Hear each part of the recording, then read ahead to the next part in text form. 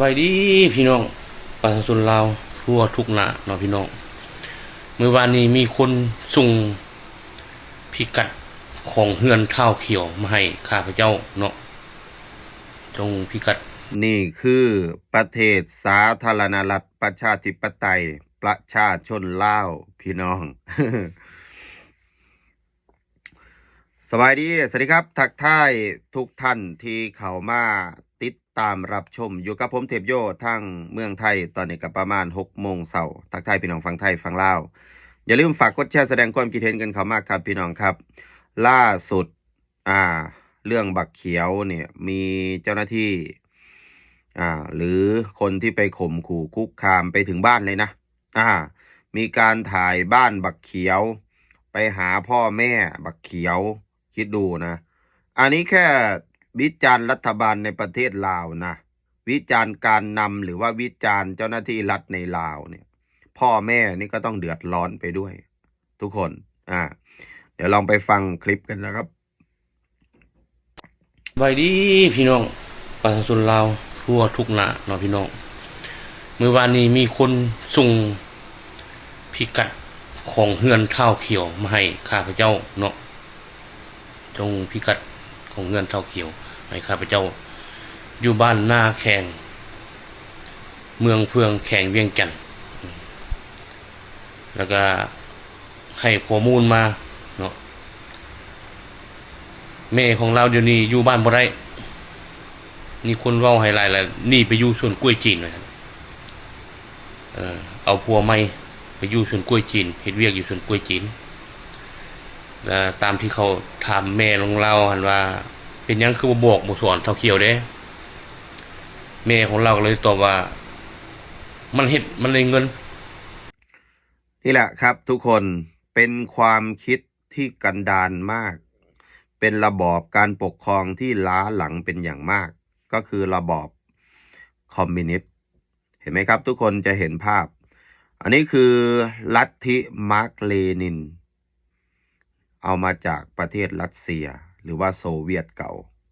ในประเทศลาวก็จะมีธงพรรคคอมมิวนิสต์ลาวนี่แหละตอนนี้พ่อแม่ก็ธรรมดาครับก็ต้องเดือดร้อนเพราะว่าถูกข่มขู่คุกคามทั่วทุกสารทิศในประเทศลาวแค่ตำหนิแตะต้องผู้นำประเทศอันนี้ผมยังบอกเลยนะครับว่าสิ่งที่บักเขียวออกมาวิจารณ์เนี่ยมันไม่ได้ดูถูกประเทศมันไม่ได้ขายชาติแต่มันขายหน้าผู้นำประเทศคือฝ่ายบริหารมันก็เลยมองบักเขียวเนี่ยว่าเป็นคนที่อยู่ตรงข้ามไม่สนับสนุนพรรคคอมมิวนิสต์ลาวไม่สนับสนุนการนำในช่วงที่บักเขียวออกมาแรกๆนี่ก็จะมีคนโจมตีใช่ไหมครับแต่ตอนนี้ไปดูในเพจผมนะตอนนี้ที่ผมแชร์มามีคนเริ่มเห็นด้วยกับบักเขียวมากขึ้น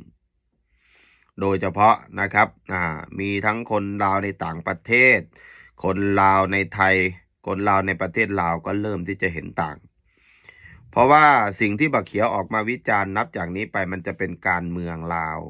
วิจารณ์รัฐบาลลาววิจารณ์เจ้าหน้าที่ลาวล้วน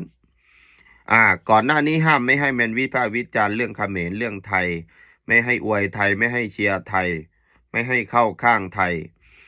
ก็รับไม่ได้ไอ้กลุ่มที่มีอคติต่อไทยหรือสยามก็อาจจะไม่ชอบอันนี้เข้าใจมันไม่พูดแล้วนะไปดูทุกคลิปบักเขียวตอนนี้มีแต่พูดเรื่องการเมืองในประเทศลาววิจารณ์เรื่องเศรษฐกิจในลาวสังคมในลาวทีนี้ก็ต้องบอกกันตรงๆนะครับว่าคนลาวนี่ไม่ใช่ว่ามีแค่บักเขียวนะ